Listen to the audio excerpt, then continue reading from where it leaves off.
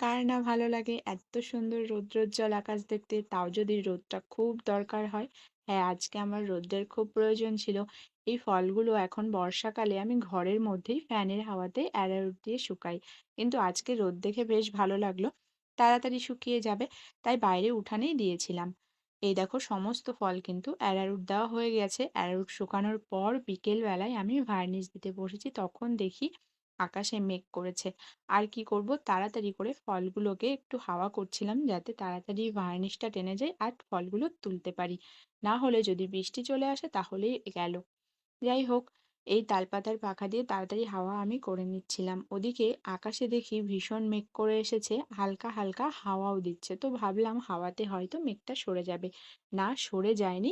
বৃষ্টি দেখি পড়া আরম্ভ করে দিয়েছে। আমি তাড়াহুড়ো করে তুলে এবার প্লাস্টিকটা তুলে নিলাম। আজ তবে এই পর্যন্ত। Thanks for watching. Tata by.